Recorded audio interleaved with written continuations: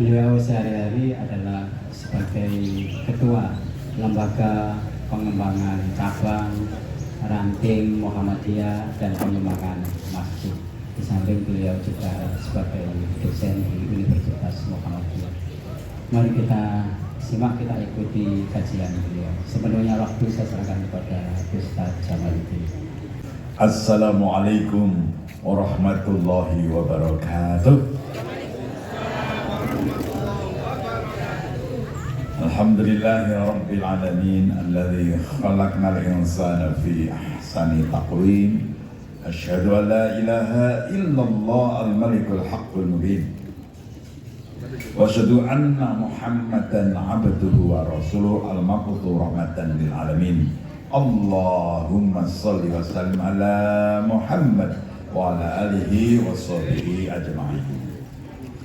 Ibu-ibu, bapak-bapak yang saya hormati, teristimewa untuk Bapak Ketua PDM Ustaz Nurwiji yang saya hormati, Bapak Dr. Nurwiji yang saya hormati, serta pengurus PDM yang hadir, Mas Nur Hadi yang sekarang diserai ngurus LPCR, yang saya hormati LPCR PM, Ibu-ibu Aisyah dan warga Muhammadiyah serta kaum muslimin muslimat yang hadir di tempat ini. Alhamdulillah, bersyukur pada Allah pagi hari ini kita bisa merutinkan kebaikan, merutinkan amal soleh, mendatangi majelis ilmu, memahami agama Islam, memahami agama Islam melalui pengajian umum Ahad pagi PCM Tangunan Mojokerto. Tangunan Puri Mojokerto yang saya bersyukur selanjutnya karena kita dengan hadir di tempat ini berarti Allah pasti memberikan kita iman, Islam, sehat dan kesempatan.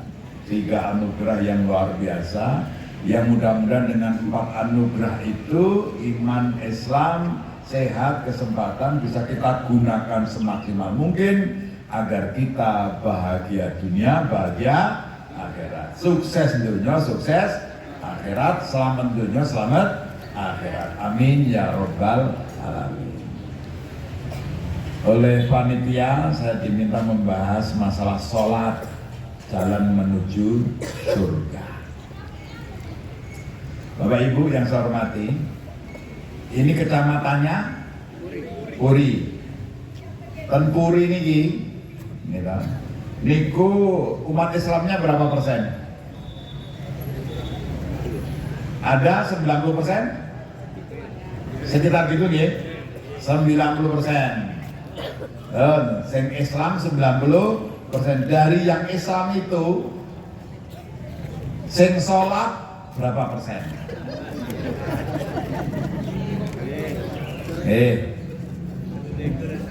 Sing sholat berapa persen itu? Wonten 50%? Nah, ibu-ibu kita sing sholat pinten persen, Bu? Sing sholat 90%? Bapak-bapak itu mau berapa persen? 50, ibu-ibu 90, kita ambil tengah-tengahnya lah, 60%. Niku sing sholat. Pertanyaan kedua, dari yang sholat 60% itu, yang ke masjid berapa persen? Sekali ibu, yang ke masjid berapa persen itu? 10? 20? Pinten, Bu? 20, Bapak bener Pak? 10, ya 15%. Ibu-ibu biasanya medit kok itu akeh itu. Loman ibu-ibu. Masalah itu nanya duit Bu ya. Jadi urut-urutannya yang muslim 90%. Ini lagi turun lagi dari yang 90% itu sing sholat berapa persen? 60%. Gitu. Dari 60% itu yang ke masjid sholatnya jamaah berapa persen? 15%. Gitu Pak. Terus dari 15% itu saya gelem ngaji rutin berapa persen? Mudun mana ya Bu? Terus angel jawabnya itu. Dari yang sholat ke masjid yang ngaji rutin berapa persen? Pertanyaan selanjutnya, dari yang ngaji rutin mbuh persen tadi, nah, mbuh persen itu nggak tahu persen itu, kemudian yang paham berapa persen? Dari yang paham, yang mengamalkan berapa persen? Dari yang mengamalkan itu yang ikhlas berapa persen? Dari yang ikhlas itu berapa persen yang istiqomah? Karena puncak amal seseorang itu tidak hanya ikhlas, tetapi istiqomah. Ini kita dari bahas ngaji, dari bahas ikhlas, dari bahas istiqomah, baru bahas sholat. Jadi Bapak, dari Jumat saja masih banyak saudara muslim kita yang belum sholat. Yang sholat saja mayoritas sholatnya di rumah. Ngerti ya Bu? Makanya masjid-masjid sepi padahal mayoritas muslim. Kami di Lembaga Pengembangan Cabang Ranting dan Pembinaan Masjid sudah survei. Yang melakukan survei lembaga kami, pelaksananya Universitas Muhammadiyah Solo. Para peneliti tim kita dari divisi masjid meneliti survei masjid-masjid se-Indonesia. Gitu. Iku akhirnya apa kesimpulannya? Sing doten masjid niku rata-rata niku sholat 5 waktu, didatangi berapa orang dibagi 5. Niku rata-rata sing sholat 30 uang, 30 orang rata-rata jamaah di masjid. Kalau masjid kita tadi kelihatannya lebih dari 30, pesan nggih. Masjid Al-Falah Puri Tangunan ini tadi saya sholat subuh di situ lebih dari 30 orang. Alhamdulillah di atas rata-rata nasional, tapi rata-ratanya baru 30 masalahnya itu Pak. Maka kami dari Lembaga Pengembangan Ranting dan Pembinaan Masjid pengen rata-rata masjid-masjid Muhammadiyah, masjid-masjid di Indonesia itu munggah 50 orang, 100 orang, 150, nanti di 300 orang sampai sebanyak mungkin rata-ratanya Pak. Kita cek ya Bapak Ibu, niki masjid Muhammadiyah di sini atau masjid di mana ibu-ibu tinggal. Siapa yang masjidnya jamaahnya rata-rata 500 ke atas, angkat tangan. Bukan nanti di tangan kok ini. Terus di atas 400, di atas 300. Ini karena direkam, mudah-mudahan didengarkan oleh sahabat saya, Profesor Fuad Nasori dan Mas Fauzil Adim. Adik-adik saya asalnya dari sini. Orang hebat dari Mojokerto di Jogja, Pak Fuad Nasori, ya, dekan di UII, Psikologi dan Humaniora, dan Mas Fauzil Adim, Ustadz dan penceramah penulis buku dari sini, sahabat-sahabat saya itu. Biar denger ini, kota asalnya Mojokerto. Jadi, ya, ada yang 100, ya akhirnya balik gitu 30 itu. Aslinya ngoten itu, Pak. Itu survei sungguhan, tidak disponsori siapapun dan datanya aman, tidak masuk sirekap KPU.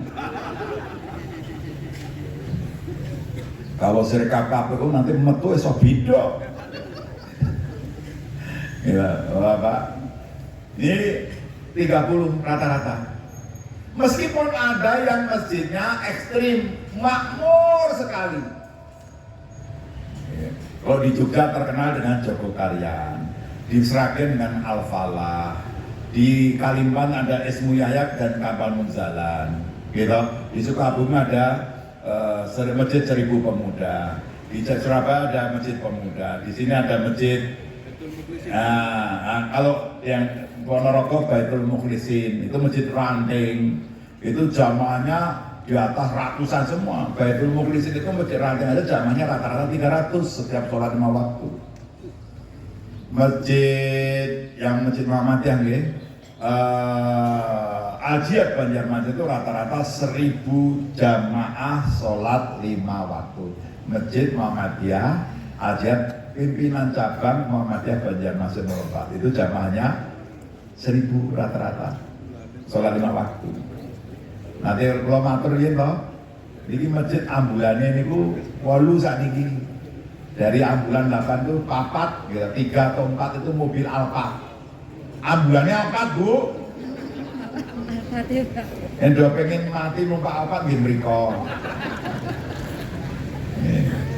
Niki masjid mobil Alphard ambulannya gitu untuk melayani semua golongan.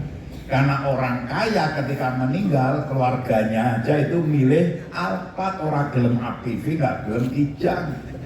Apa mana Grand Max?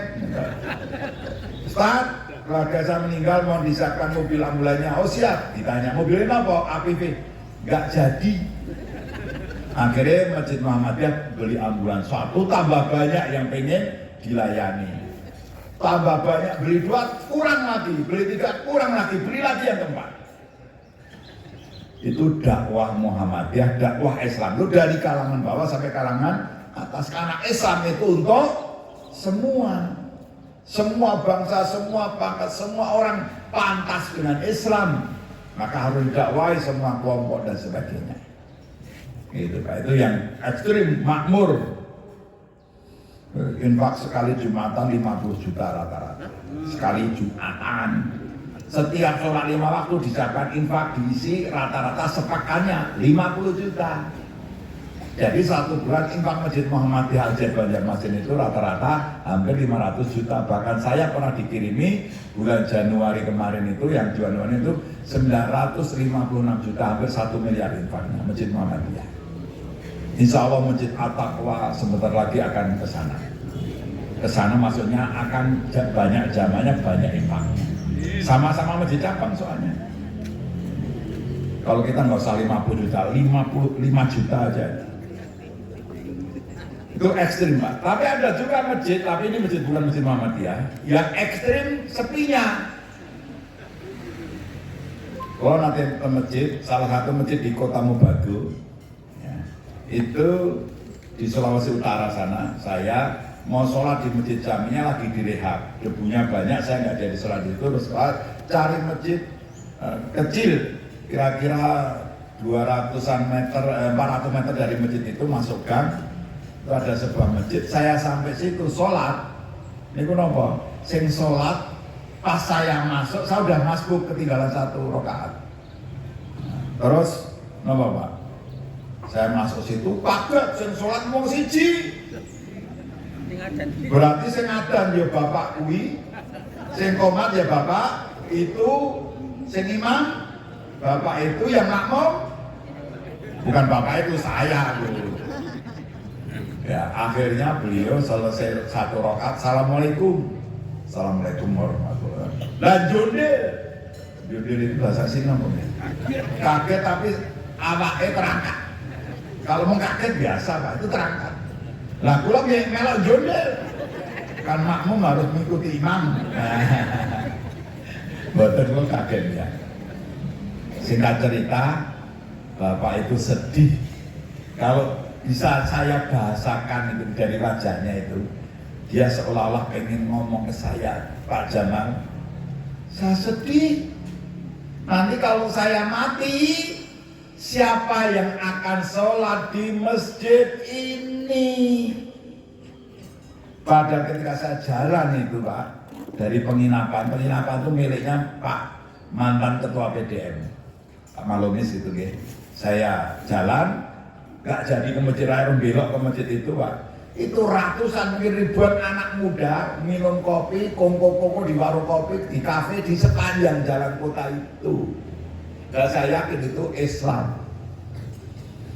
Tapi hari sholat subuh nggak ada yang ke masjid. Nah ini jangan sampai terjadi di Mojokerto, apalagi masjid-masjid Muhammadiyah. Mengapa? Nah, sekarang kita bahas urut-urutannya. Bapak Ibu, tugas kita di dunia ini yang pokok nopo? Ibadah. Wa ma khalaqtul jinna wal insa illa liya ibadah. Berarti sing lain kan ra pokok, Bu. Berapa nih, Pak? Tugas pokok kita ibadah. Gitu. Tapi di Muhammadiyah dijelaskan ibadah itu ada makhluk, ada ghairu makhluk. Ibadah sing makhluk sing jelas dituntunkan syarat rukunnya dan sebagainya makhluk. Kayak contohnya sholat. Tapi perintah ini diperjelas lagi di ayat yang lain.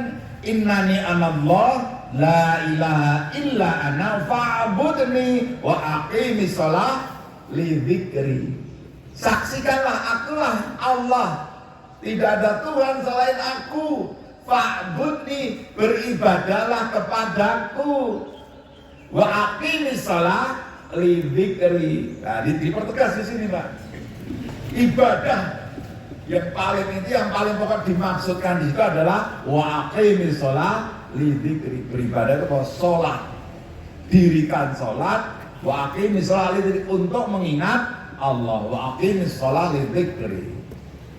Sholat niku jadi ibadah yang paling pokok. Kalau nanti guyonan kok dan pengajian pundi kula pun lali niki HP larang ini. Niki kacamata. Kita kacamata. Niki diibaratkan rukun Islam. Syahadat, apa? Sholat dan seterusnya. Bapak haji itu wajib boten? Wajib bagi yang mampu. Kalau nggak haji nggak apa-apa. Ini jadi dari satu haji nggak apa-apa. Terus apa lagi? Zakat. Zakat itu hanya untuk yang mampu, yang nggak mampu nggak apa-apa. Nggak kehilangan Islamnya. Terus yang kedua apa? Poso sing ora mampu, ora poso ora apa-apa. Karena sakit, karena tua, karena penghilangan berat, bisa dengan bayar fidyah dan bisa dengan nyaur. Ora poso ora apa-apa ya nggak mampu. Ini yang wis tekan salat. Nggih Bu nggih? Orang salat jarinya dilepas mesti jatuh. Wong Islam ngaku nyembah Allah, yang wis ra salat tidak bisa membuktikan bahwa dia menuhankan Allah. Maka salat bukti kita bertuhan atau nyembah atau beribadah hanya kepada Allah Subhanahu wa ta'ala. Ini urut-urutane. Nah, saat ini Bapak, sholat sing paling apik 5 waktu dilaksanakan secara berjamaah. Jamaah sing paling apik dilaksanakan di masjid. Maka tadi saya tanya berapa persen orang Islam, berapa persen yang sholat, berapa persen yang sholat yang ke masjid. Ternyata sedikit sekali, sekitar 10-15% yang sholat di masjid. Di Mojokerto ternyata juga begitu. Rata-rata 30 orang jamaahnya. Nah, sekarang masuk pada kajian. Kalau masalah memakmurkan masjid, seingat saya sudah saya bawa di Kutorejo. Ini Bu, tidak pengajian kompeten? Oh nggih, cerak Pak nih. Cerak nggih. Jadi nggak sabar lagi. Sekarang masalah sholatnya. Di sholat ibadah yang menentukan kita bernilai atau tidak di mata Allah, karena bukti kita menuhankan Allah atau tidak, bukti ini sholat. Maka sholat dalam situasi apapun harus dilaksanakan. Bahkan di situasi perang saja ada sholat khusus pada saat perang atau ketakutan. Ada ketika kita pergi bisa jamak kosor. Ketika kita sakit ada cara sholat ketika orang sakit. Nggak bisa ditinggalkan. Apa meneh mung mantu nikahan, karnaval, kudu diatur bagaimana walimatul urus pernikahan, pesta nikah, karnaval jawaban itu tidak meninggalkan sholat. Wong situasi yang lebih penting saja tetap sholat. Jadi ibu gak boleh warga Muhammadiyah berpaham, aku sakit dan sholat rapopo. Sakit tetap sholat, selama masih sadar, masih hidup sholat. caranya sholat ada tuntunannya. Nah, sekarang Bapak, sholat tadi intinya satu penentu nilai kita. Sekarang apakah manfaat sholat sampai nanti menuju surga? Kalau sholat mengantarkan kita ke surga, itu sudah jelas. Al-mu'minun dibaca itu, qad aflahal mu'minun alladzina hum fi sholatihim khashi'un, sampai akhirnya apa? Orang-orang yang tadi sholatnya khusyuk, orang-orang yang di bla bla bla bla di ayat Quran itu ditutup dengan Allah akan mewariskan surga kepada siapa? Salah satunya orang yang sholatnya khusyuk, surga firdaus lagi. Itu dalilnya sudah sholat. Kalau orang sholatnya yang benar, orang sholatnya yang khusyuk, akan dikasih surga firdaus oleh Allah Subhanahu wa ta'ala. Tapi Bapak, Allah itu ngasih ibadah, itu manfaatnya bukan untuk Allah, manfaatnya itu untuk kita. Tujuan sholat beribadah pada Allah, tapi Allah dengan sholat itu ngasih banyak manfaat dan hikmah. Salah satu manfaatnya adalah dengan sholat memberi kebahagiaan, tidak hanya surga, tapi memberi kebahagiaan. Tadi qad aflahal mu'minun alladzina hum fi sholatihim khashi'un. Sungguh orang akan memperoleh kebahagiaan. Siapa? Orang yang beriman. Yang bagaimana? Yang khusyuk sholatnya. Di samping dapat surga, dapat kebahagiaan. Sakniki sinten sing sholat ning malah stres. Sinten sing sholat ning isin setiap ada masalah nulis munggah di Facebook, di Instagram. Jahatnya suamiku, aku sudah percaya 30 tahun tetapi engkau meninggalkanku pagi-pagi, lari pagi. Bukan selingkuh loh Bu. Gitu. Meninggalkanku. Oh, kalau ada masalah ngumbar di media sosial bukan mengadu pada Allah, enggak bakal bahagia. Jadi siapa yang sholatnya khusyuk bahagia. Ada masalah, stres boleh Bu, karena stres itu sehat. Jadi saya itu ya kalau stres kali bojoku aku mau medit, aku stres aku. Nah, stres itu sehat. Orang itu kalau nggak bisa stres malah nggak sehat. Neng sing dilarang niku stres sing distress, stres yang negatif, stres yang malah merusak, itu yang tidak sehat. Karena stres itu bisa berubah jadi positif. Gara-gara stres, terus stres apa? Aku pengen ranking 1 kok jadi ranking 10, stres, nah bagus. Terus sinau si mempeng, jadi juara 1. Itu stres yang berubah jadi motivasi. Jangan stres tapi distress, stres yang merusak. Ibu-ibu, suami ibu nggak pulang 3 hari tanpa kabar. Jenengan bahagia apa stres? Nah, stres itu istri sehat. Nah, suami ini mulai rajin lah, kalau dino rano kabar kok malah aku bahagia. Nah, itu istri gangguan jiwa. Nah, oke. Kalau istri cinta, suaminya nggak pulang-pulang tanpa kabar 3 hari, pasti terus nyanyi Bang Tozi, Bang Tozi, nah dia Bang Tozi ya nggak pulang-pulang, kangen, merasa bersalah. Apa? Setelah suamiku ya Allah nggak pulang 3 hari, seminggu ya Allah, sealai-alai bojoku ternyata ngangeni. Meskipun ya Allah tak seneni terus. Itu. Jadi sholat bisa membahagiakan kita Bu. Maka sampai ada saja hayya 'alas sholat, hayya 'alal falah. Jadi sholat itu bukan hanya urusan ibadah, beribadah pada Allah. Adzan saja, ayo do sholat, ayo meraih kebahagiaan, optimisme, kemenangan. Maka wong Islam kalau ke masjid semangat karena akan dibahagiakan oleh Allah dengan sholat. Pulang tambah semangat, tambah senyum, bahagia. Jadi kok masjid pulang. Yang putih Pak Dek, sholat. Setiap ketemu wong mulai sholat besengut orang nyapa. Akhirnya tonggone dong ngrenengi. Cah, enak arep ndelok wong stres kae, wong bar mulai kok masjid. Jangan sampai. Allah dan Rasulnya pengen kalau kita ke masjid sholat jamaah bahagia, maka azan dikumandangkan. Allahu Akbar, Allahu Akbar. Sampai hayya ala sholat, hayya alal. Kalau panjenengan sholatnya tertib khusyuk, mesti ibu-ibu wajahnya sumringah, seneng atine, karena sholat ada doa, tempat berharap. Selama orang masih punya harapan hidup, mesti semangat hidupnya. Orang akan cepat mati kalau tidak punya harapan hidup. Rokok memang membunuhmu, maka diharamkan oleh fatwa Muhammadiyah. Bagi yang sudah merokok, ya tobatlah.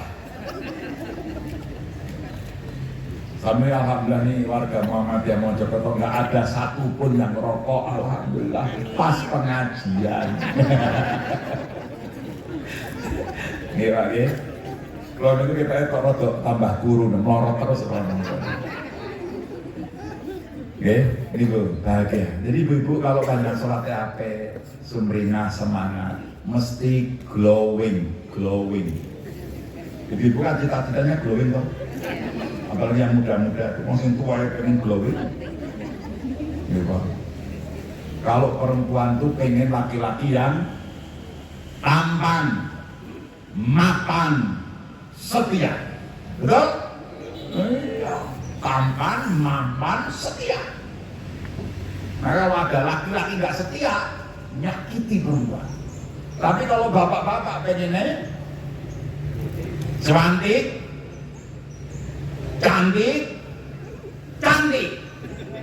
sampai tua pun pengen istrinya anak, suami itu istrinya cantik. Kalau ibu, ya, kalau mau hidup bahagia, nah, ngemil, ngemol, ngomel. Itulah kebahagiaan wanita, ngemil, ngemol, kisah ngomeli bojone itu bahagia banget. Jadi bapak kalau ibu ngomel, dengarkan itu karena sedang bahagia. Nikmati saja. Pasal dipikir mumet-mumet, aku mau pengen cerita kok mas, nah, gitu.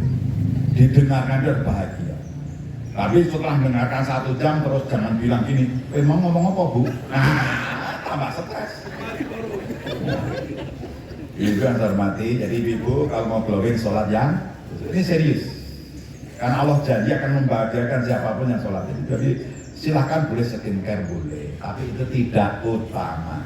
Meskipun skincare-nya mahal, tapi kalau atine judek, atine bunet, pikirannya judek, tetap nggak bisa glowing yang sesungguhnya. Hati yang bahagia akan glowing.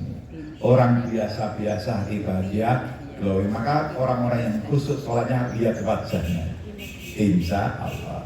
Tapi kalau pengen tetap glowing, nggak usah beli skincare mahal-mahal, beli saja sabun cuci piring. Piring yang kotor saja dicuci jadi mengkilat, apalagi wajah Oke, pertama sholat itu ibadah, yang kedua sholat itu membahagiakan. Maka pulang dari masjid banyaklah tersenyum sumringah, biar wajah kita poco-poco. Nah, kalau di Manado namanya poco-poco. Imut-imut saya 6 tahun juga di Manado. Poco-poco. Rajin, apa lagi? Salat itu bapak-bapak bisa membuat seseorang tidak ngemberan. Kalau waskede, a'udzubillahi minasyaitonirrajim. Bismillahirrahmanirrahim. Innal insana khuliqa halu'a. Idza massahu syarru jazua wa idza massahu khairu manu'a illal musallin alladzina hum ala sholatihim daimun. Innal insana khuliqa halu'a. Sungguh manusia dicipta, khuliqa itu sama dengan kutiba, fu'ila, dicipta, fi'il mabni majhul. Sungguh manusia dicipta dengan kecenderungan innal insana halwa, banyak komentar. Kalau di depan dinamakan banyak mengeluh. Sungguhnya halu. Nah, betul bahasa anak sekarang halu.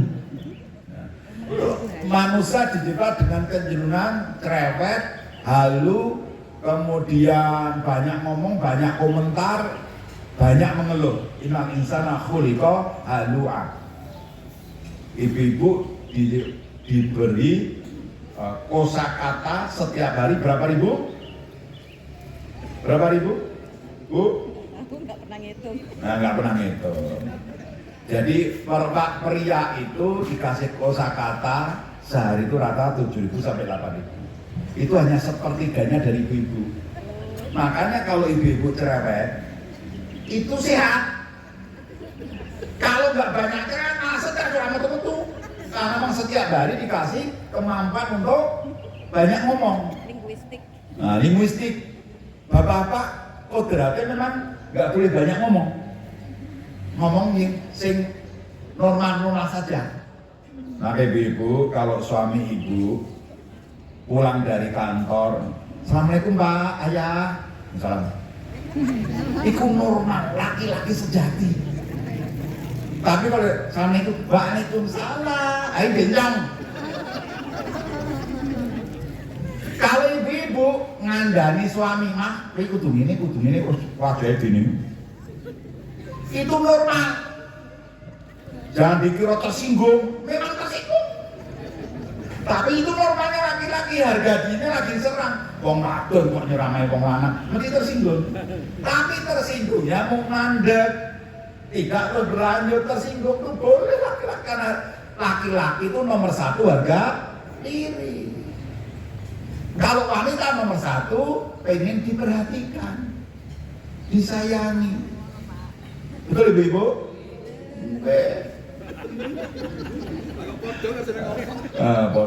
Bodoh kalau saya ngomong. Nih Pak. Jadi punya kecenderungan seperti itu, banyak komentar. Manusia aja begitu, apalagi ibu-ibu. Ya Bu, Pak. Kan pernah ada seorang sahabat stres. Nyambut mulai diceramai menolak. Lu abi-abi gue ceramai. Sahabat itu sampai judek, aku harus lapor Khalifah Umar bin Khattab tentang kelakuan istriku. Akhirnya sahabat ini pergi ke rumah Khalifah Umar bin Khattab. Lagi cerak umai Khalifah Umar bin Khattab, mandek di rumahnya Khalifah Umar bin Khattab niku, yang ana sing ngomong ning jero omah, krungu ning jaba. Berarti luwih apik omah jenengan toh? Apalagi daleme Pak Ketua Norwiji, gede banget. Niku pas sahabat mau dekat, mau lapor, mengadukan istrinya, pas cerak dalamnya Khalifah Umar bin Khattab berhenti. Kenapa? Khalifah Umar bin Khattab lagi diceramai istrinya. Nah gitu. Khalifah Umar bin Khattab, ya dek, kalau bahasanya mau menceritakan, ya dek, ya dek, ya dek. Sabar banget berjam-jam di rumah. Terus bareng kuwi Khalifah Umar bin Khattab kalau bahasane ngen kula wis Dik, wis cukup, wis. Ya, aku pamit tak golek angin sik ya. Golek angin ini men masuk angin maksudnya Pak. Tak golek angin sik ya. Ya. Pas metu niku ira klebatane sahabat tadi klebat karo niku.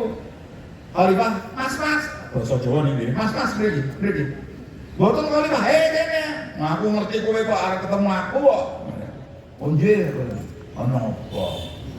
Khalifah, kula niku jane ajeng lapor badhe mengadukan istri saya yang membuat saya stres, gak bisa istirahat. Oh, gak diceramai, mulai kerja diceramai, kaki turun diceramai, arep turun diceramai. Nah, ribut. Lah, kadang kula belum berdedek, kula sowan Khalifah Umar bin Khattab. Ben kula dapat nasihat dan khalifah nasihati istri saya. Tapi begitu sampai sini, lah kula kok krungu Khalifah Umar bin Khattab kok sabar banget diceramai istrinya. Nah, terus gini. Disitulah keluar nasihat Umar bin Khattab pada sahabat yang ditulis dalam sebuah buku yang indah sekali, nggak bakal kalau cerita kita mriki. Sing intinya wanita itu gitu amanah bagi laki-laki, dititipkan Allah untuk laki-laki. Orang tuanya gitu mempercayakan pada orang lain yang akan jadi mantunya. Anak sing digulokon pas diopeni bertahun-tahun wis dadi malah dikeke wong ora tau ngragati. Gitu. Mantu ora tau ngragati. Bisane sing lanang ya tau ngragati. Apik dipek wong.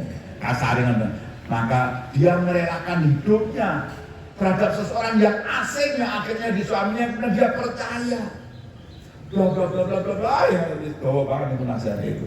Akhirnya kita kudu sabar. Mereka itu ngomong wis wajar, pengen diperhatikan ya kita dengarkan. Padahal Khalifah Umar bin Khattab itu Pak terkenal orang yang kuat tegas. Tetap kalau sama istri diceramain, yode. Mereka ibu tanya, kalau Ustaz Jamal gimana? Saya itu lulusan pendidikan Komando Angkatan Laut, Kodikal, AL, program Sepamesuk beasiswa Angkatan Tempat. Pernah dididik jadi tentara, pernah dididik jadi sama istri kok takut. Berani, Bapak, jangan sampai Bapak takut sama istri, harus berani. Allah Akbar. Istri saya nggak pernah takut sama istri saya. Persoalannya istri saya lebih berani dibanding saya. Nggak guyonan aja, guyonan.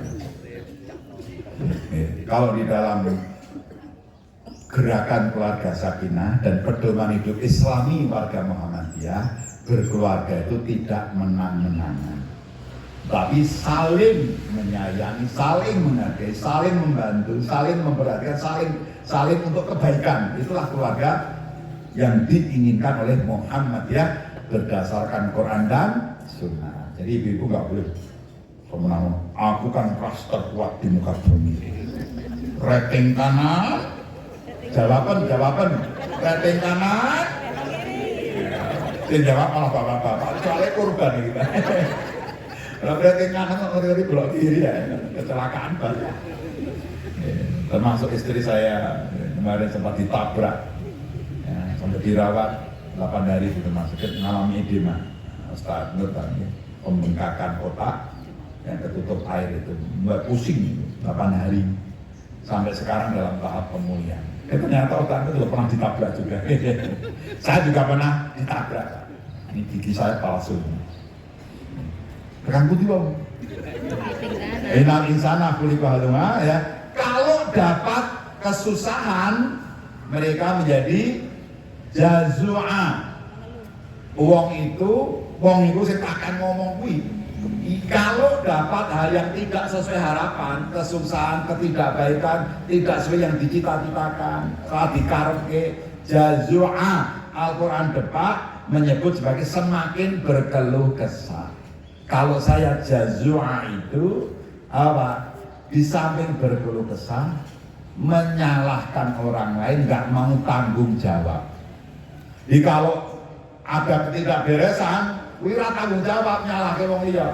Kayak anakmu kayak nakal itu. Anakmu kayak Pak, nakal. Persis kayak kowe dhisik sino. Jadi kalau anaknya nakal kaya bapaknya atau sebaliknya, bu, anakmu guys jelas, mumet aku. Persis kowe kayak cilik dhisik.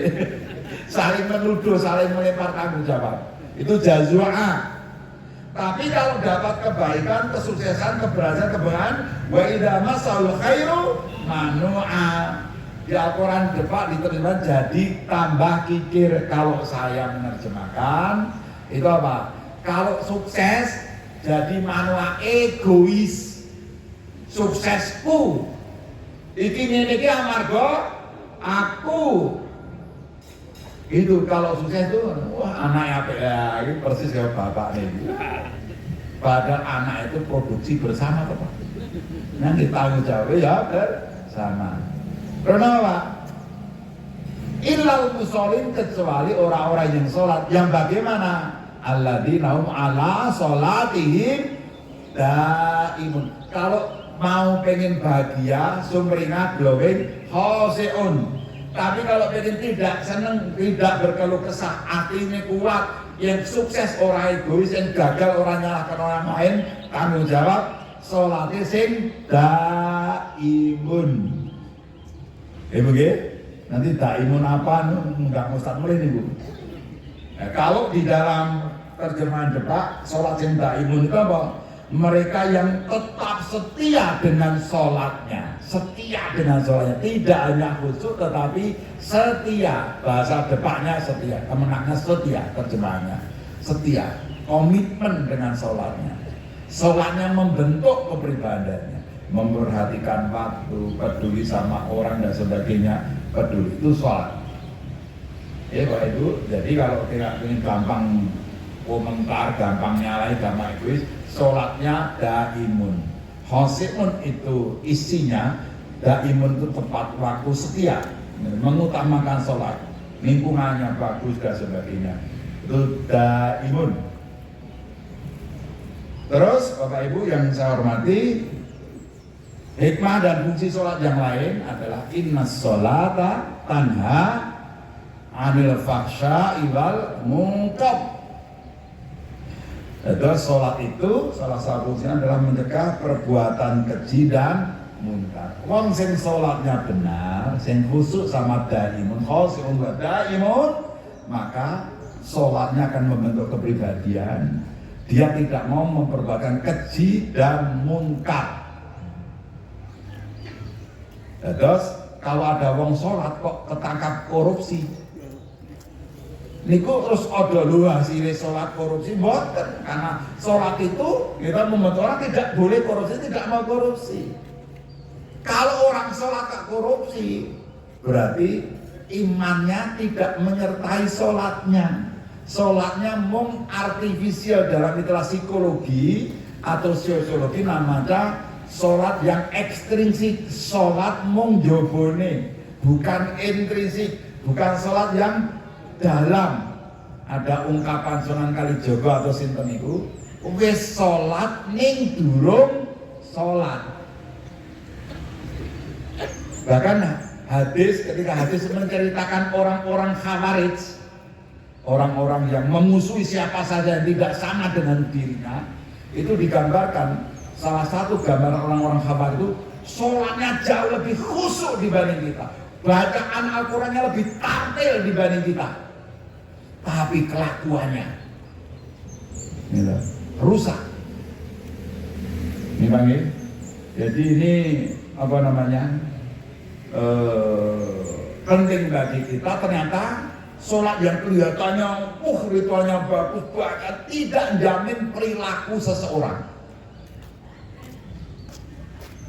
Maka ada orang yang hafal Al-Quran tapi korupsi. Nah, 3 menteri agama, bukan ya? 3 menteri agama. Terus ada pengelola yayasan apa, mau pesantren itu ya korupsi juga, pelecehan seksual dan sebagainya. Jadi apa namanya, Bapak-bapak, Al-Quran dan sholat itu akhirnya apa? Seharusnya membentuk kepribadian kita. Jangan sampai hafal Al-Quran tapi lari dari Al-Quran ketika menghadapi masalah.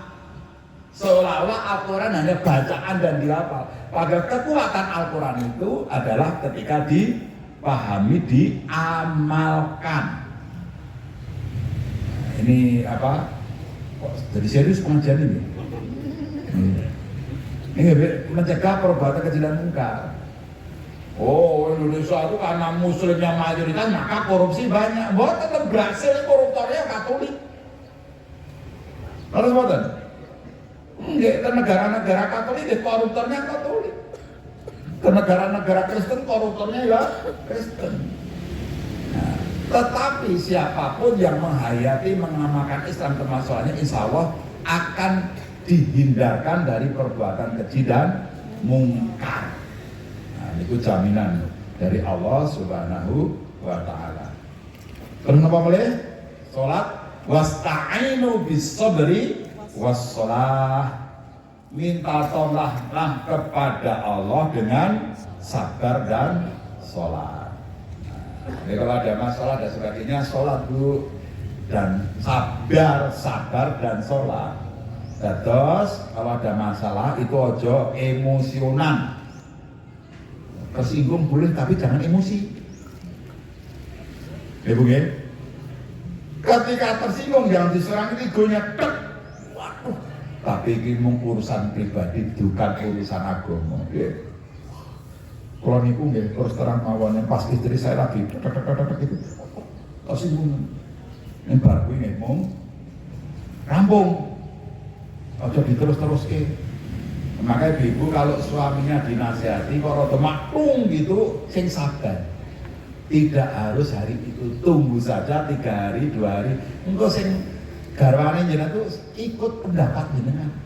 Ini jangan dituntut hari itu karena hari itu lagi egonya kan harga diri wah, mau. Nah sesuk aja ya setuju, betul nggak? Betul. Ini rahasia terang. Rahasia. Nah, terus tadi mencegah perbuatan keji dan mungkar. Lajeng kalau kita ada masalah, sing sabar. Ojo gampang emosi. Terus sholat itu terjemahan awamnya. Kajiannya ada.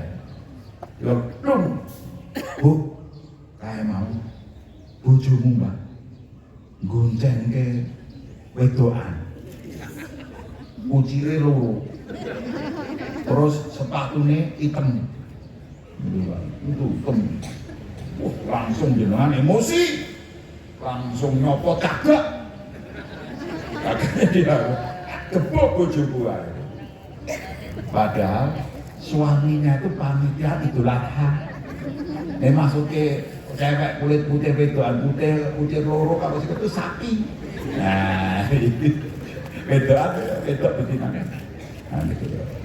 Jadi kalau ada kabar apapun tentang suami kita, tentang istri kita, jangan nanggapi dengan emosi, mesti masalah.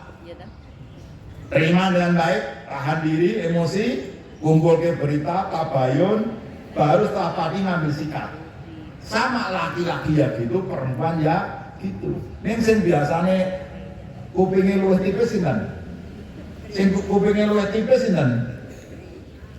Bapak-bapak. Kulungnya tipis, apa bu maksudnya? Yang nama kabar angkang gitu loh, kupingnya langsung wah gitu. Burung bener wes semakut sih. Okay. Itu. Nah Bapak yang Ibu yang saya hormati, itu tentang sholat. Manfaatnya dan masih banyak sholat terhadap kesehatan, ada perintahan gitu, dokter soleh kan UMN, sholat tahajud menyembuhkan kanker dan sebagainya. Tapi itu tidak boleh menjadi tujuan sholat. Manfaat itu dari Allah, sholat yang bagus, Allah yang akan ngatur manfaatnya. Jangan kemudian dijadikan tujuan. Tapi Allah tidak pernah membuat ibadah apapun manfaatnya untuk dirinya, tapi manfaatnya untuk kita semuanya. Wong sak ngalam dunya ora salat Gusti Allah ora apa-apa. Ekstrimnya kan begitu, Pak. Tapi kita yang masalah. Maka mari kita gerakkan. Ben salat itu ringan, maka kita lakukan secara berjamaah. Ben sholat itu ringan, gampang, maka sholatlah suami bersama istri, istri bersama anak-anak suami dan anak-anak. Biar masjidnya makmur, keluarga-keluarga ngajak keluarga, tetangga-tetangganya, biar masjid-masjid makmur, ora sholatnya ngomong 30. Sholatnya apalagi ngomong siji. Ibu, Bapak-bapak siap menjadi contoh sholat jamaah ke masjid? Waduh, mungkin banget ini. Kali ini Pak. Bapak-bapak, gitu. Meskipun bapak-bapak belum sanggup, tetap jawabnya siap, insya Allah. Kenapa? Karena Allah dan Rasulnya cinta pada umatnya. Wong Islam niku Pak, lagi niat apik, urung mampu melakukan saja sudah dapat pahala. Maka jangan takut jawab siap, insya Allah niat sudah diberi pahala. Niat berbuat jahat Bu, niat berbuat jahat belum dihitung dosa kecuali sudah dilakukan. Itu sayangnya Gusti Allah. Maka jangan takut niat baik. Bapak siap jawab? Bapak-bapak siap sholat jamaah di masjid? Siap. Insya Allah. Orang mau itu pun dapat pahala. Akhirnya mampu, Anda durung mampu, ikhtiar dapat pahala. Ibu-ibu, karena Muhammadiyah sudah memutuskan wanita-wanita di dalam fatwanya, wanita-wanita diajak memakmurkan masjid dengan sholat jamaah, nuntut ilmu, ngaji, kursus-kursus di masjid. Muhammadiyah tidak menganut dalil fatwa yang wanita-wanita sholatnya di rumah. Karena Muhammadiyah dalam mengambil fatwa hukum mempelajari seluruh dalil Al-Quran, seluruh dalil sunnah dan kitab-kitab hadis gitu, kemudian dibahas tema tentang sholat bagi perempuan di masjid, baru disimpulkan kesimpulannya gitu beda gitu. Malah wanita diajak memakmurkan masjid saking banyaknya keutamaan. Jadi Muhammadiyah dalam mentarjihkan itu diteliti, diseleksi hadisnya, dipilih, ditangkap kesannya, baru disimpulkan. Berbeda dari satu hadis langsung disimpulkan. Enggak begitu Muhammadiyah. Maka punya majelis tarjih, fatwanya jama'i, tidak fatwa perorangan. Jadi ibu, karena sudah difatwakan wanita-wanita muslimah di Muhammadiyah sholatnya di masjid selama tidak ada uzur syar'i, maka apa? Apakah ibu siap sholat jamaah di masjid? Siap. Siap, insya Allah. Sambil angkat tangan. Ini jangan untuk suami ya. Angkat tangan di pengajian ini. Ibu siap sholat jamaah di masjid? Insya Allah. Kalau ibu-ibu sudah siap, dunia selesai, ambiar. Maksudnya apa? Beres. Suaminya nggak mau ke masjid, mas, mau ngerokok. Nah, langsung siap. Wah, sekarang, apakah suami istri siap membawa putra putrinya sholat di masjid? Mantap. Soal itu ngajak sholat anak putu paling wangi. Itu bahasa Tuban, bahasa ini wangi. Wangi. Laras apa laras? Masuk surga wangi. Ngomong sholat bareng akeh. Sampai Nabi Ibrahim alaihissalam doa, Rabbi ja'alni muqimas shalah wa min dzurriyyati Rabbana wa taqabbal du'a. Ya Allah, ya Tuhan kami, ya Allah, panjenengan dadosaken kula Ibrahim niku piyayi bapak suami yang mampu menegakkan sholat. Demikian juga anak cucu kula, anak keturunan saya. Rabbana wa taqabbal du'a. Saestu ya Allah, niku berat-berat. Kabulke doa saya. Jadi kalau bapak ibu rumangsa angel ngajak anak putus sholat jamaah itu wajar, tapi harus dilakukan, perjuangkan. Karena kalau nanti sering sholat di beberapa masjid, sholat subuh, gitu, niku 99,9999% itu sing sholat subuh berjamaah niku orang duwe anak, orang duwe putu do mandul. Sing sholat subuh itu orang duwe anak. Saya setuju, termasuk masjid iki wau. Gitu. Ini yang tekan ngomai masing-masing balik ke dalamnya masing-masing berpikir, oh aku duwe anak yo, aku duwe putu ya. Pun paham maksud saya? Kita itu punya anak putu tapi lupa untuk mengajak sholat ke masjid, sehingga masjid sholat subuh dihuni didatangi orang-orang mandul.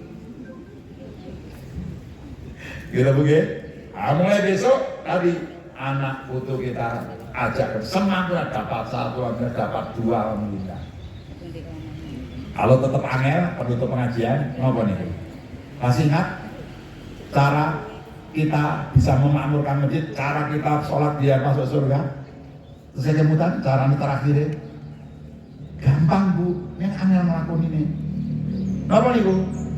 Ikhlas rai, ikhlas budal. Ibadah itu harus ikhlas, mukhlisin lahuddin. Tetapi ojo nunggu ikhlas lagi ibadah, ora bakal mangkat. Betul lah? Ikhlas ya mangkat, durung ikhlas ya mangkat. Sing durung ikhlas nanti insya Allah di jalan turun ikhlas, di masjid turun ikhlas, masuk masjid turun ikhlas. Yang tetap masuk masjid turun ikhlas, Allahu Akbar. Allah yang maha hebat, Allah maha besar. Kenapa saya agungkan ego saya, mobil saya, diri saya, istri saya? Ya aku hanya Allah, insya Allah ikhlas. Yang ngono durung ikhlas, terus imamnya membaca ghairil maghdubi alaihim waladdallin. Jawab? Qul huwallahu ahad. Ikhlas badan. Ikhlas. Sing diwaca mung pendek kok. Ya, ikhlas. Yang pertama, yang kedua apa? Di dalam surah Ikhlas tidak ada kata ikhlas. Ini lagi? Ikhlas. Ibu-ibu, kalau nanti saya teriak ikhlas, ikhlas, jawabnya budal. Siap? Ibu-ibu apa? Hidup ini hanya singkat. Sebagaimana rata-rata orang jarang yang lebih dari 100 tahun. Umat Nabi rata-rata 60 sampai 70 tahun. Sedikit yang diberi sisa, diberi tambahan umur di atas 70. Pak Ustadz kita Pak Nurwiji 74. 76. Bapak saya 86 wafat. Adik saya 55 tahun wafat. Ketua PCM Gobong 2015-2027 gitu. Itu PCM terbaik se-Indonesia, nomor 1, best of the best, yang terbaik di antara terbaik. Besok akan jadi tuan rumah pertemuan cabarannya se-Indonesia Muhammadiyah di Gobong Januari 2027. Itu wafat usia 55 tahun. Jenderal Sudirman wafat usia 33 tahun. Kiai Jamal Dahlan wafat umur 53 tahun. Pendek, hidup ini pendek. Hidup yang pendek ini jangan sampai kita tidak sholat, apalagi tidak memakmurkan masjid. Oke? Kita hidup ini pendek, sholat itu ibadah yang sangat dipentingkan. Maka tua muda, laki-laki perempuan, gitu, kalau sudah dipanggil Allah untuk sholat 5 waktu di masjid selama tidak ada uzur, maka kita semua ikhlas, ikhlas, ikhlas, ikhlas, ikhlas, ikhlas, pun. Itulah jalan kita ke surga. Rasulullah hijrah mulai dari masjid kembali ke masjid. Nah, kalau Muhammadiyah mau maju, Indonesia mau maju, mari kita mulai dari masjid kembali. Insya Allah jadikan masjid makmur memakmurkan. Nyun pangapunten, cekap semanten. Assalamualaikum warahmatullahi wabarakatuh.